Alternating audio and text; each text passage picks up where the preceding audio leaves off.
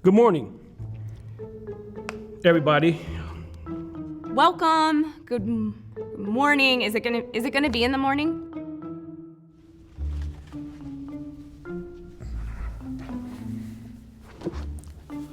Welcome to the faculty, the fall. Did you do this? Who wrote this? Where's that little clappy thing? And the line is, Good morning and welcome to the fall 2021 summit. that's right, I knew that.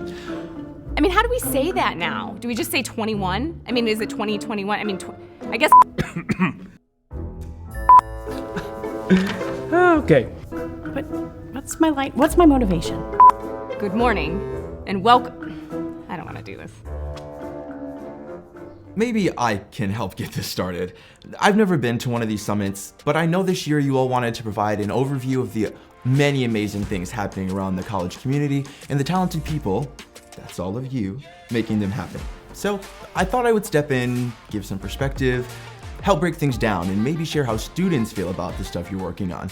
Because at the end of the day, we students get it. You are here for us, and you're doing some amazing things this year. Like, take excellence in academic advising, for example. Now, I know the idea of academic advising is important. Every student should do it once a semester. It's available as often as we need it, and I probably should go more often than I do. It's such a valuable part of the college experience, and Kalamazoo Valley excels at it. In fact, we are one of 12 colleges selected nationally for the second cohort of Excellence in Academic Advising, or EAA, in collaboration with the National Academic Advising Association and the Gardner Institute. So, you're probably asking, what does being a part of the EAA mean? It means we're committed to quality, data-informed advising. 11 years worth of data, plus student surveys. I wouldn't say just student surveys. We know that we can create the most effective model for advising if we hear from everyone, faculty, staff, and students. This research allows us to implement a holistic approach to advising and supporting our students. And just like how we need input from a variety of voices, we also need people to lead the initiative. Because of that, we've created 7 cross-functional work groups to answer the EAA KPI questions using the data provided. Wow. And you got groups consisting of people from across the whole college, like IT support, frontline staff, advisors, counselors, faculty across multiple disciplines, human resources, library, financial services, student life, strengths, career services, public safety, and retention? Yes, we did, and the support doesn't end there. EAA and the National Academic Advising Association, along with the Gardner Institute, are on our team. In addition to our appointed fellow, Dr. Chrissy Jones, we are also collaborating with other colleges and universities committed to the same work, like Western Michigan University. I know advising is an important element of our educational journey, so I appreciate everyone trying to get it right. It's so important. Each of the co-chairs in the work groups are tasked with reviewing the data and evidence to answer the KPI questions. Each question will be reviewed by the groups for equity, inclusion, and diversity to honor all of our students and their experiences. The co-chairs for each work group will then help to form our steering committee to compile a final review and present recommendations to the college. But of course, we know that data doesn't tell the whole story. We encourage our work groups to consider all potential angles, so while we aim to come to a consensus, they also have the freedom to let us know why the group could not, or to note if there's 2 different schools of thought on the question. When it comes to our students, we need an open mind to find the best possible solution. That's right. And I'm looking forward to taking advantage of the good work you're all putting in. And since the work with EAA reaches every corner of the college, Kalamazoo Valley has gained approval from HLC, allowing this work to serve as our quality initiative for the institution. Man, so cool. Next, let's talk about enrollment management. The enrollment management team at Kalamazoo Valley Community College embraced the challenges offered by this strange year and decided to take their support to graduating high school seniors. This was such a great idea. We saw Kalamazoo Valley join senior parades, breakfasts, take pictures, send materials, and try to support these seniors as much as possible. And the bus. I hope we keep seeing that Cougar bus all over town and share the amazing programs, opportunities, and support Kalamazoo Valley has to offer. Oh, we will.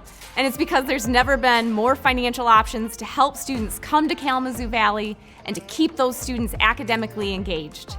This past year, the state of Michigan began the Future for Frontliners program and the Michigan Reconnect program. Both provide funding for the cost of in-district tuition for all Pell-eligible programs. Yep. This includes associate degrees, certificate degrees, and 2 of our career academies. Any member of the community who is 25 or over, a Michigan resident, and who doesn't currently have a degree can apply and pursue our programs. Students need to apply, complete the financial aid process by submitting a FAFSA and following up with the financial aid office, and enroll in at least 6 credit hours or join one of our Pell-eligible clock hour academies. We can't go too long before we need to bring up Valley Cares, because Kalamazoo Valley continues to have funds available through this program. It can be life-changing.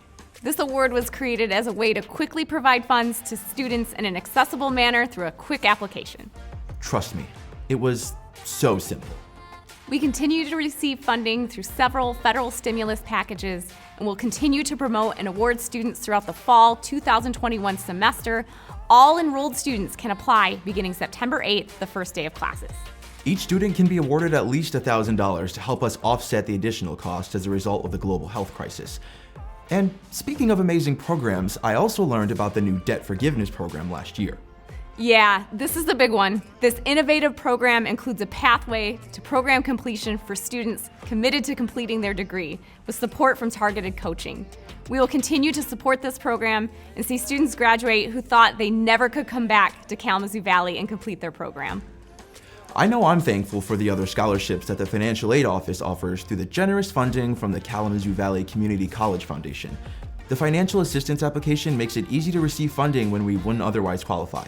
That's why we're here. We also receive funding through our Board of Trustees that supports our strategic goals, such as our honors and merit scholarships, as well as the Cougar Completion Grant, and we continue to award institutional emergency funds as needed to keep students in their seat when non-academic crisis may otherwise have prevented them from completing their coursework.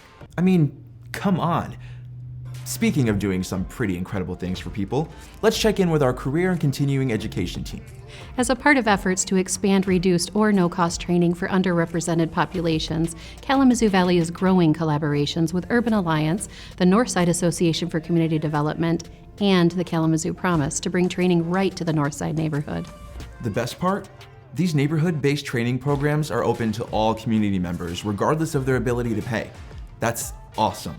Kalamazoo Valley was also awarded, in partnership with Kellogg Community College and others, a My Leap grant. My Leap grant? Yep. This grant will enable the college to focus on individuals who are dislocated, underemployed, or essential workers who are economically disadvantaged by providing job seekers with training and assistance in assessing and overcoming barriers to employment. Programs in the area of certified nursing assistant and manufacturing will be launched by the start of the new year. Next, onto our community culinary and nutrition division. Oh, Kate, can I talk about this one?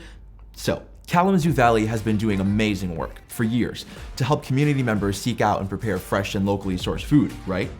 Well, this summer, in partnership with Bronson and the Michigan Fitness Foundation, you guys are providing free culinary education and groceries to 72 young people in our community. I love that. We're just getting started. To share some of the work we are doing to help reduce recidivism in our community, I'll turn it over to Melody Woods. Melody! Through a unique partnership with the Kalamazoo Defender Office and dozens of service providers in our community, Kalamazoo Valley is collaborating on a new initiative called The Village. This initiative is designed to provide a holistic approach to the defense of those involved in the criminal justice system.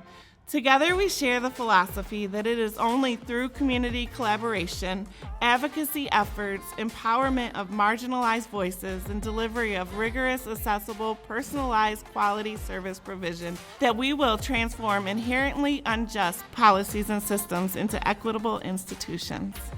And when systems are immersed in equity, they will function to understand and serve community members rather than isolate and criminalize them. This work starts and is modeled by The Village. Kalamazoo Defender is a nonprofit organization that primarily serves adults who allegedly have committed a crime and are struggling with underlying causes and conditions. These include social inequities and political injustices that discriminate against individuals due to their race, gender, identity, sexual preference, or age, and result in poverty, lack of access to quality resources, and generational trauma. 3 things distinguish Kalamazoo Defender from most public defender offices in Michigan. First, it's a tax-exempt nonprofit organization, independent from county government. Second, it is governed by a board of citizens with legal, judicial, medical, and social work experience. And lastly, it represents a holistic model of representation integrated with Kalamazoo's many human service organizations in order to attend to the whole member beyond the strict confines of a particular criminal charge. This is an incredible partnership because the role you all play is to provide job training and support services to assist citizens in accessing the workplace with the skills necessary for a meaningful job and career. So, online classes. Now, I love them. And I know that Kalamazoo Valley was already preparing to offer its first fully online business program prior to the pandemic, which is, first of all, a huge deal. But what the Faculty Success Center did over the past year goes so far beyond that. In the fall of 2019, our staff was already busy equipping our faculty with better tools and training for online teaching, and even doing some of our workshops via Zoom. And then 2020. We ended up increasing our online courses from 13% to 80%. That's crazy. And then they did something that's never been done before. They were able to get a blanket approval from the HLC, that's the Higher Learning Commission, on moving more programs fully online. Now, that's what we mean when we say Kalamazoo Valley adapts to the needs of students. All these new online courses and programs meant we needed help, so we brought on our first instructional designer. I see you, Dave. This new designer is implementing customized courses with a focus on quality and accessibility. I notice a lot of my teachers' videos now have subtitles. That's perfect for me, and for students who have different learning abilities. In summer and fall 2020, we had almost 160 faculty complete the online and blended teaching seminar, preparing them to teach online. In addition to that, in summer 2020, we had almost 600 attendees at 67 workshops on topics like Canvas, Zoom, accessibility, recording, editing, and sharing video lectures. I love it. Teaching the teachers. And this is just the beginning. In addition to our usual services like on-demand Canvas, IT, labs, and gradebook support, we have a lot more planned. We talked about an additional instructional designer. And we're also working on new forms of communication, like blogs and podcasts, and a return to face-to-face workshops and support, while still continuing to offer hybrid learning options through Zoom and YouTube. We also hope to redesign the Faculty Success Center webpage.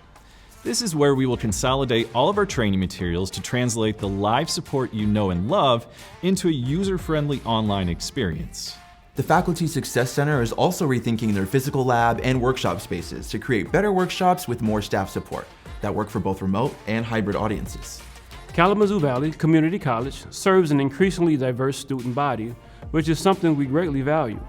At the same time, long-held societal and cultural views around those differences can cause challenges across the college, including the classroom.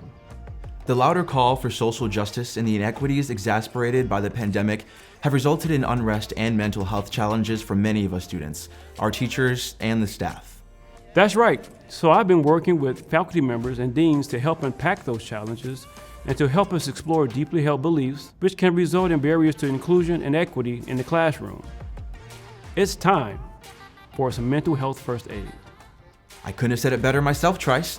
So in cooperation with Integrated Services of Kalamazoo, Kalamazoo Valley will present a one-day workshop in September where faculty and staff can learn how to become more aware of the signs of mental health distress and how to build empathy and support for those in crisis, both students and your colleagues.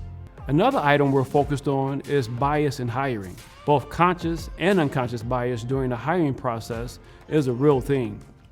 To help the college mitigate this sometimes innocent but insidious phenomenon, I've partnered with the team in Human Resources to develop and facilitate a series of workshops for those involved in the search and hiring process.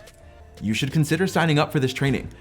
Visit the Staff and Professional Development section of your employee portal to learn more. The next topic is super relevant. Yeah, I found that many of my colleagues want to do the right thing in regards to race, equity, and inclusion in the workplace. Some just do not know how, and some are shy to make that confession. We all need help. That's why Trice and others are in the process of scheduling college community conversations, which will provide a genuine opportunity for deeper conversation around some of those hard questions. Okay, so that wraps up our overview for this year's summit. I hope I did okay, and that it was helpful to learn about what's going on throughout the college community from both your colleagues and me.